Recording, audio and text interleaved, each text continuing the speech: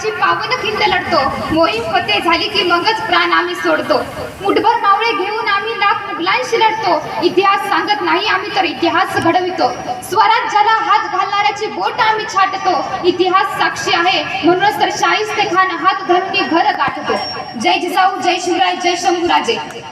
Top नाही कोणाची त्या नजरेला नजर मिळवायची, हिम्मत नाही कोणाची त्या सर्जाला आडवं जायची. असे धर्मवीर छत्रपती संभाजी महाराज, हिंदवी स्वराज्याचे संस्थापक छत्रपती शिवाजी महाराज, तसेच तुम्ही सर्वजण आज या महाराष्ट्राच्या मातीमध्ये बसलेले आहात. याच या मातीमध्ये 350 वर्षापूर्वी जीवा महाले सारख्या निष्ठावान मावळ्यांनी या स्वराज्यासाठी रक्त सांडलं. अशा 18 पगड जातीच्या मर्द मावळ्यांना मी अंजली गणेश डांगरे सर्वप्रथम मानाचा मुजरा करते.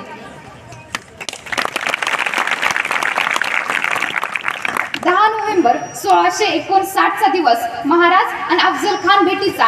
महाराजांनी भेटीचा वक्त ठरवला बरोबर दुपारी 12:35. 12:35 का?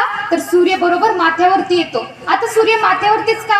तर महाराज गडावर निघाले की महाराजांना खानाची छावणी स्पष्ट दिसावी. पण खानाने जर का महाराजांकडे बघायचं म्हटलं तर सूर्याची किरण त्याच्या डोळ्यात घुसावी, त्याला काही दिसू नये. वक्त बरोबर 12:35 आणि अगदी त्याच वक्ताला महाराजांनी गड सोडला. आता सोबत कोण घेतलं? तानाजी, बाजी, येसाजी, कोंडाजी, चला येऊ सगळेच भेटून. नाही, इथं तानाजी नाही, बाजी नाही, येसाजी नाही, कोंडाजी नाही. मग सोबत घेतलं कोण? सोबत घेतला जीवा महाला. का?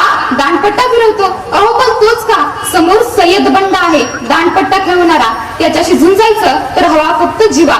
सोबत घेतले संभाजी कावजी कोंडाळकर. का? हत्ती सारखे दिप्पाड आहे. अहो पण तोच का?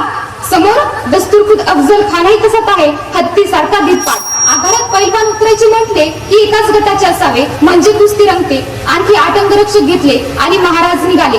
चालता चालता अचानक थबकले आणि जीवा महाराला म्हणाले, जीवा कात्री आहे का? आता जीवा नाभिक समाजाचा. तू म्हणाला जी आहे की काढ, कात्री काढ आणि आमची दाढी बारीक कर. इतकी बारीक कर की भेटीवेळी अफजल खानाने हातात धरायची म्हटली की हातात नाही आली पाहिजे.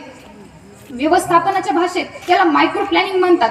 सूक्ष्म नियोजन. केस सोडल्यानंतर किती वेदना होतात हे माहिती आहे. त्या भेटीच्या वेळी खाना अचानक अशी काही कृत्य केली आणि ती वेदना कोसळणारी ठरली तर तो क्षण आपल्याला घातक ठरेल. म्हणून महाराज सांगतात, जीवा आमची दाढी बारीक कर, इतकी बारीक कर की भेटीवेळी खानाने हातात धरायची म्हटली की हातात नाही आली पाहिजे. महाराजांनी पूर्ण नियोजन केलं. नियोजनानुसार प्रत्येकाला जबाबदारी दिली. जीवा महाराजाला सांगितलं, जीवा तू आमच्या बरोबर खाली येतोयस, तू शामियानात आत येतोयस, पण जीवा तू माझ्याकडे बघायचं नाही, तू खानाकडे बघायचं नाही, तू कृष्णाजीकडे बघायचं नाही, तू फक्त बघायचा तो सय्यद बंडा.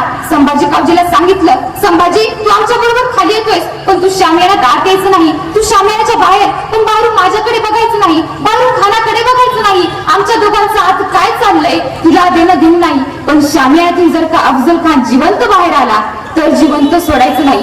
संपूर्ण जबाबदारी देऊन महाराज निघाले. 12:30 वाजता निघाले राजे. दुपारी 2 वाजता पोहोचले आणि खानाला वर्दी मिळाली. शिवाजीराजे येत आहेत. तसा खान उभा राहिला. समोर पाहिलं 5.5 फूट उंचीचे राजे. खानाने वकिलाला विचारलं, यश शिवाजी? वकिलाने मान डोलावली. खान 2 पावलं पुढे झाला. आव शिवाजी राजे. भेटीसाठी राजे पुढे गेले. खानाच्या मिठीत गेले. मिठी आवळली गेली. राजे गुदमरले. खानाची कट्ट्या राजांच्या मस्तकावर सटली. महाराजांकडून वाघनख निघाली. खुपसली खानाच्या पोटात. दगा करत खान कडाडला आणि त्याच वेळी कृष्णाजी धावला. बेसावध राजावरती वार केला. त्या संधीचा फायदा घेत सय्यद बंडा पुढे सरसावला. महाराजावर दानपट्टा चालवणार त्यातूनच जीवा महाराच्या दानपट्ट्याने सय्यद बंडाचा हात वरचे वर उडवला आणि इतिहास फुटफुटला. होता जीवा म्हणून वाचला शिवा.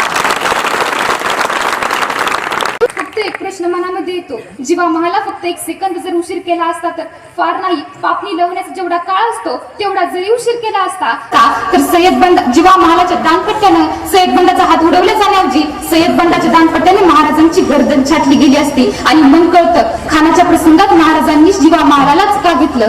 तोच का याचं उत्तर इथं आहे. जीवा महालासारख्या निष्ठावान मावळ्यांना मी अभिवादन व्यक्त करते.